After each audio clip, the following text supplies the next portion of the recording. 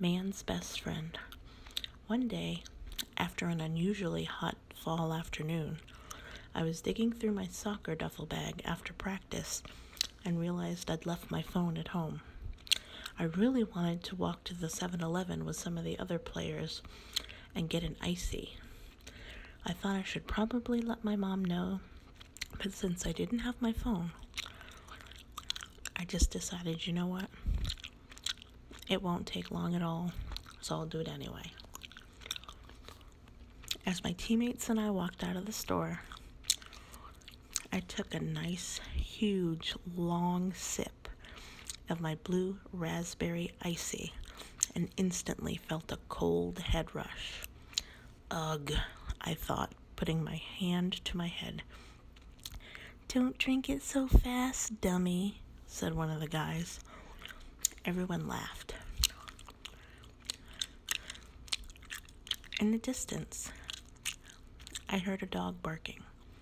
I looked behind us from the direction in which we came, and I could have sworn that I saw my black lab Corky.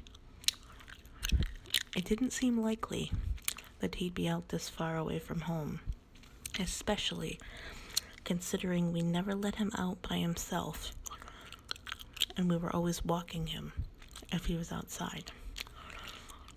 I told the guys I'd see them the following day and headed back towards the soccer field just in case I wasn't seeing things. As I got closer to the field, there he was. It was Corky. He was running around in circles. I walked over to him, and he ran and jumped up at me and licked my face. I scolded him for being so far from home, and had I had my phone with me, I'd have called Mom to let her know Corky was with me so she'd not be worried. We'd had Corky since I was 5 years old, and now I was 15. The dog never left my side at home. He slept in my bed, sat at my feet when I played video games or did my homework. My mom even brought him to my games. He always sat attentively and behaved. He'd always been a perfect dog from the start. When I started to walk towards home, I motioned for Corky to follow. He didn't. He just looked at me and panted. I motioned again, but he just sat. It wasn't like him to behave this way. As I walked towards him to try and grab him by the collar, he did something else, completely out of character. He ran. I chased him. I called to him, but he kept running. He ran past the playground, where a few kids looked up at me from the sandbox as I ran past. He was heading towards the old sledding hill. It was this huge hill behind the elementary school that was ripe for sledding every winter. We'd bring Corky, and he would chase us down the hill, or at least try to, as we slid down on our sleds. He always ended up with little snowballs all over the fur around his paws. I was pretty tired from soccer practice, as Coach had made us run laps pretty much the whole time.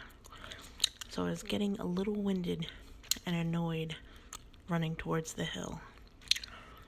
I could see Corky standing at the top, looking down at me. I stopped to catch my breath. I motioned for him to please come down. He just sat there and stared at me.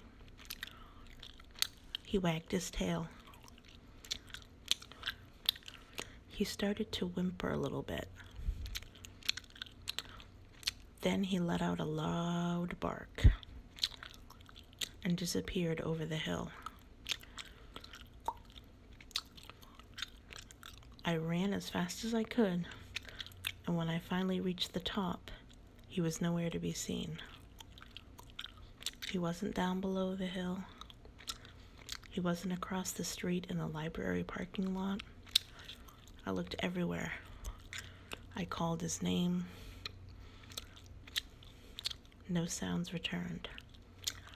I was getting very upset. But at this point, it was getting late, and my only option was to walk home and hope he made it there. When I walked in the door, my mother flew out of her chair. "My God, Travis, where have you been, honey?" "I'm sorry, Mom," I said. "I went to get an icy after practice and..." No, it's fine, honey. It's just, I've got some bad news." "I know, Mom. Corky got out." Mom looked puzzled. I looked over at my sister for the first time and noticed that she'd been crying. She was curled up on the couch next to my dad. "Honey," she said, "Corky didn't get out. I'm not sure what you've heard, but, sweetie, about an hour after you and your sister left for school, Corky started breathing very rapidly. I drove him to the vet, and honey, I'm sorry. He died on the way there. His heart just gave out. They aren't quite sure why just yet. I'm so sorry, honey. I didn't want to tell you until you'd gotten home. I don't know if I did the right thing. I didn't want your day to be miserable. I'm sorry." I crumpled into a ball on the couch and hugged my knees. The tears began to flow. I guess I should consider myself lucky, because I got to see Corky one last time. He wasn't running away from me after all. He was saying goodbye and running towards something. Whatever that happens to be. And I wonder if we'll ever get to see him again.